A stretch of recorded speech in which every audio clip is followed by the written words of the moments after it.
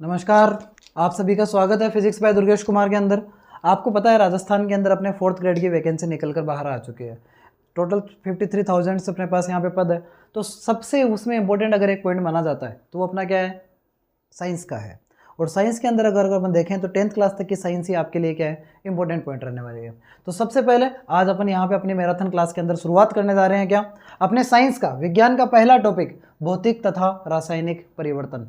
भौतिक तथा रासायनिक परिवर्तन की जब बात की जाती है तो सबसे पहले अपने पास एक चीज़ निकल के आती है कि जब अपन बोला जाता है कि सबसे पहले अगर देखा जाए तो एक पदार्थ, या इसको अगर दूसरे वर्ड में बोला जाता है क्या, द्रव्य की बात की जाती है। पदार्थ, ये द्रव्य क्या होता है, प्रकृति में उपस्थित वह पिंड या वह कण जिसका कोई ना कोई द्रव्यमान हो और वो कोई ना कोई जगह को क्या कर रहा हो, घेर रहा हो। जैसे कि अपने पास क्या है, ये मोबाइल फ़ोन है। यहाँ पर क्या है, अगर इस मोबाइल फ़ोन को अगर मैं यहाँ पे रखूँ तो आप एक चीज़ देख पा रहे हैं कि कोई ना कोई जगह को घेर रही है ये। जब ये जगह को घेर रही है, इसके साथ साथ इसका कोई ना कोई द्रव्यमान है, तो यानी क्या हो गया, एक ऐसी पिंड या एक ऐसा कण जिसका कोई ना कोई द्रव्यमान हो तथा वह प्रकृति में किसी न किसी स्थान को घेरती है, उसे अपन किस नाम से जानते हैं, पदार्थ या द्रव्य के नाम से जानते हैं। सामान्य तौर पर अगर देखा जाए तो अपने पास पदार्थ की अपन अवस्थाएं पढ़ते हैं। पहली अवस्था अपनी आती है क्या, ठोस अवस्था। दूसरी क्या आती है, द्रव अवस्था। तीसरी आती है अपनी गैस अवस्था या गैसीय अवस्था। इसके अलावा दो अवस्थाएं और बोली जाती है। नंबर 4 आती है अपनी क्या, प्लाज्मा। और नंबर 5 आती है अपनी क्या, Bose Einstein condensation. Bose Einstein condenser. ये 5 अवस्थाएं अपने पास क्या रहती है, किसी भी पदार्थ की अपने को काम में ली जाती है। सबसे पहले अपन जैसे जैसे आगे की ओर बढ़ते हैं तो यहाँ पर इन सारी की सारी अवस्थाओं में जो अंतर एक बताया जाता है वो इसके लिए ज़रूरी होता है क्या, घनत्व। मैं एक वर्ड लिख रहा हूँ यहाँ पे क्या, घनत्व। घनत्व होता क्या है, इकाई आयतन में उपस्थित कणों की संख्या। कि आपके पास कोई आयतन दिया हुआ है, जैसे अपने पास यही रूम है। अगर इस रूम की बात की जाए तो इस रूम में अगर अपन देख सकते हैं कि यहाँ पर अगर देखें केवल एक ही इंसान मौजूद है, तो यहाँ पे घनत्व क्या है, एक इंसान है तो घनत्व काफ़ी ज़्यादा कम है। अगर वही बात की जाए यहाँ पर अगर कणों की संख्या बढ़ा दी जाती है, जैसे जैसे कणों की संख्या बढ़ेगी यानी यहाँ पे मेंबर्स बढ़ेंगे तो घनत्व का मान भी क्या करता जाएगा, बढ़ता जाएगा। तो यहाँ पर अपने पास जो अंतर निकल के आता है वो घनत्व के आधार पर रहता है। घनत्व क्या रिप्रेजेंट कर रहा है, इकाई आयतन में उपस्थित कणों की संख्या, वो क्या कहलाती है, घनत्व कहलाती है। अब इसको इस तरह डिनोट करते हैं, जैसे ठोस अवस्था की बात की जाती है, द्रव अवस्था को भी लेंगे अपन साथ में, और एक ले लिया अपने क्या, गैसीय अवस्था भी। ठोस अवस्था में देखा कि मैंने दो बहुत सारे कण हैं वो एक दूसरे के क्या रखे हुए हैं, बहुत ज़्यादा पास पास में है। तो यहाँ पर इनको मूवमेंट करने के लिए, गति करने के लिए अगर देखा जाए अपने को काफ़ी ज़्यादा ऊर्जा की जरूरत पड़ेगी। यानी एक ऐसा पिंड जहाँ पर कण बहुत ज़्यादा आकर्षित रहते हैं, एक दूसरे से काफ़ी ज़्यादा बॉन्डेड रहते हैं। जबकि अगर गैस द्रव अवस्था में बात करें तो कणों के बीच कुछ यहाँ पे क्या होती है, दूरी उपस्थित होती है। वहीं गैसीय अवस्था में अगर देखें तो काफ़ी ज़्यादा दूर पर उपस्थित है कण। तो यहाँ पर अपने पास घनत्व क्या हो गया कि इकाई आयतन में, आयतन लिमिटेड है अपने पास, आयतन फिक्स है, इस आयतन में कणों की संख्या पर निर्भर करता है अपना क्या, घनत्व निर्भर करता है। तो सबसे ज़्यादा घनत्व किसका रहता है, ठोस अवस्था का। सबसे ज़्यादा घनत्व किसका रहता है, ठोस अवस्था का। उसके बाद किसका रहता है, द्रव का। और सबसे कम घनत्व किसका माना जाता है, गैसीय अवस्था का माना जाता है। तो अपने पास 3 अवस्थाएं जो बेसिक अपने काम की है, ठोसीय अवस्था, द्रव अवस्था तथा गैसीय अवस्था। और जब इनको अगर बात की जाए, इनको डिफ्रेंशिएट करने की, तो यहाँ पे इनका जो क्रम है घनत्व का वो क्या रहता है, ठोस अवस्था का घनत्व सबसे ज़्यादा होता है, द्रव अवस्था का घनत्व उससे कम होता है, तथा गैसीय अवस्था में जो कणों का घनत्व है वो काफ़ी ज़्यादा कम रहता है। अब बात की जाती है एक अवस्था से दूसरी अवस्था में परिवर्तन करना। अगर आप एक चीज़ देखें, कोई पिंड है जो ठोस अवस्था का है, उसको गैसीय द्रव अवस्था में बदलना है। कोई ठोस अवस्था का पिंड है उसे अपन को किस में बदलना है, द्रव अवस्था में बदलना है। तो जब कभी किसी ठोस अवस्था के कण को द्रव अवस्था में बदला जाता है तो इस प्रक्रिया को अपन बोलते हैं पिघलना।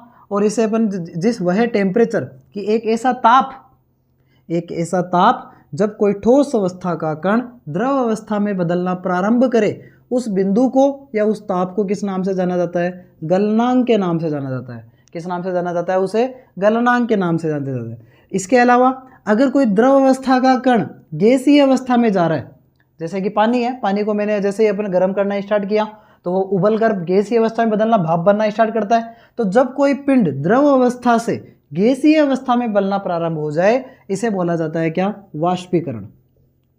क्या कहते हैं इसे? वाष्पीकरण के नाम से जाना जाता है। वहीं अगर इसकी रिवर्स प्रोसेस को अगर देखा जाए, कोई पिंड है गैसीय अवस्था से द्रव अवस्था में जा रहा है, क्या कहाँ जा रहा है? गैसीय अवस्था में, द्रव अवस्था में। तो जब कोई पिंड गैसीय अवस्था से द्रव अवस्था में जाता है तो वह ताप जब ये परिवर्तन होना स्टार्ट हो जाता है, इसे अपन क्या बोलते हैं? संघनन के नाम से जानते हैं। वहीं अगर यहाँ पे जब बोला जाए कि कोई पिंड अगर द्रव अवस्था से ठोस अवस्था में बदलना प्रारंभ हो रहा है, यानी जब अपने पास बोला जाए एक पिंड का निर्माण होना स्टार्ट हो रहा है, तो इसे अपन पिंडन भी बोल सकते हैं, इसे अपन जमना भी बोल सकते हैं। ठीक है, तो यहाँ पर आप एक चीज़ ध्यान दें कि जब अवस्था परिवर्तित की जाती है तो एक स्पेसिफिक बिंदु हमें मिलता है कि एक ऐसा टेम्परेचर मिलता है जहाँ पर ये प्रोसेस चेंज होना स्टार्ट हो जाता है। उनके अपने पास अलग अलग नाम निकल के आए कि ठोस अवस्था का कण द्रव में बदल रहा है तो गलनांक, द्रव का गैस में बदल रहा है वाष्पीकरण, अगर उल्टा चल रहा है गैसीय अवस्था का कण द्रव में जा रहा है, तापमान कम किए जा रहे हैं अपन तो संघनन, और द्रव से अगर ठोस में जा रहे हैं तो इसे क्या बोला जाता है? पिंडन के नाम से जाना जाता है। अब अपने पास यहाँ पे दो डेफिनेशन भी निकल के आती है। पहली डेफिनेशन है गलनांक की और दूसरी है किसकी? क्वथनांक की।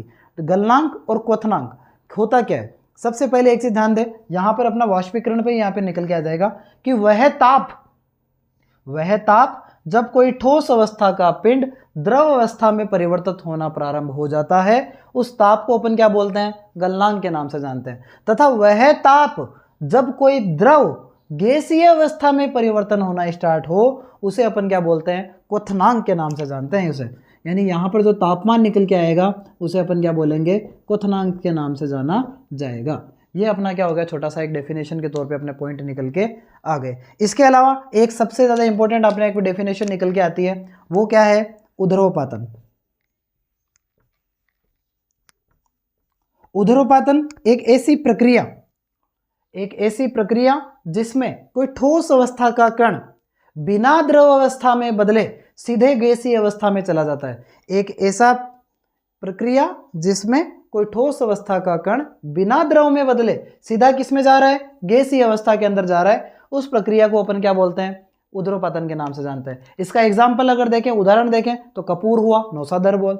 कपूर को क्या होता है? जैसे ही अपन कपूर को अगर अपन आग लगाते हैं तो ठोस अवस्था में तो रहता है, जैसे ही अपने उसको आग लगाते हैं किसमें कन्वर्ट हो जाता है? वो गैसीय अवस्था में परिवर्तित होना प्रारंभ हो जाता है। इसे अब इस प्रक्रिया को अपन क्या बोलते हैं? इस प्रक्रिया को बोलते हैं अपन क्या?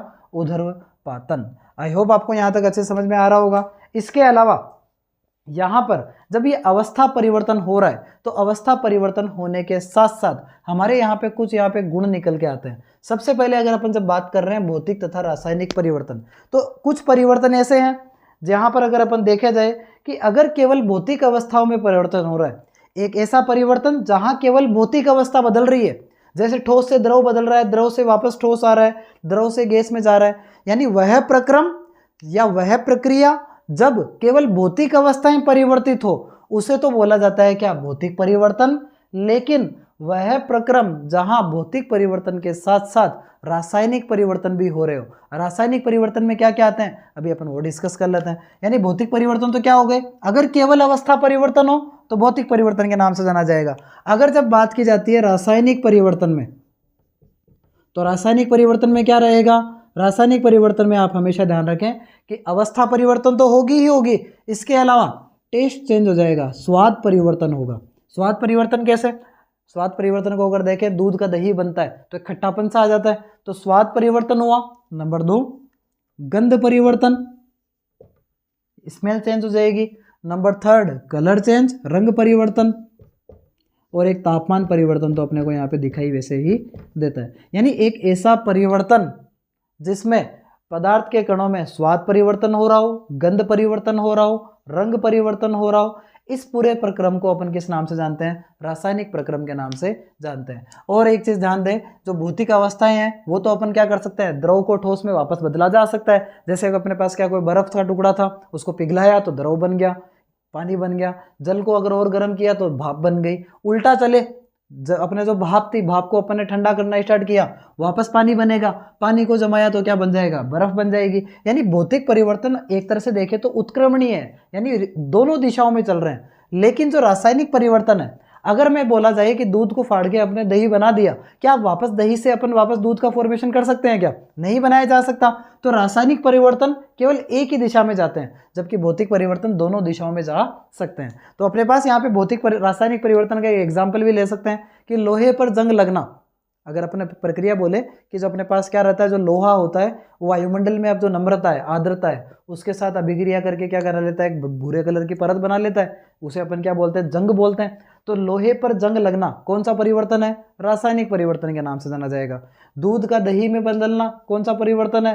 रासायनिक परिवर्तन के नाम से जाना जाएगा। लेकिन अगर अपन बोल दें कि बर्फ का पानी में बदलना कौन सा परिवर्तन है, वो क्या परिवर्तन होगा? अपना भौतिक परिवर्तन के नाम से जाना जाएगा। तो ये अपनी सारी चीज़ें निकल के आ गई। इसके अलावा जैसे कि एग्जाम्पल और ले लिया मैंने, लकड़ी का जलना। कोई लकड़ी है, उसको जला दिया, तो कौन सा परिवर्तन है? रासायनिक परिवर्तन है। कच्चे फलों का पकना, कच्चे फल है, पक गए, तो पके हुए फलों को वापस कच्चा करना संभव ही नहीं है, तो कौन सा परिवर्तन है? भौतिक परिवर्तन है।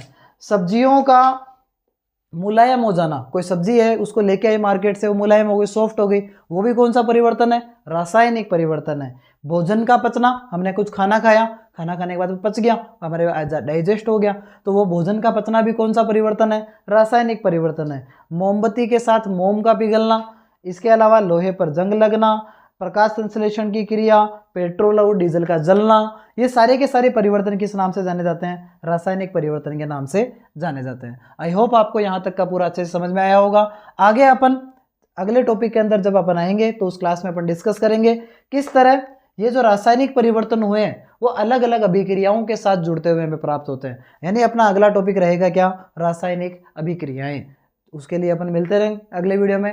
अगर चैनल अच्छा लग रहा है, समझ में आ रहा है, तो इसको सब्सक्राइब करें, लाइक करें, ताकि अपन अगले वीडियो के लिए आपको नोटिफाई कर पाएँ। Thank you, have a nice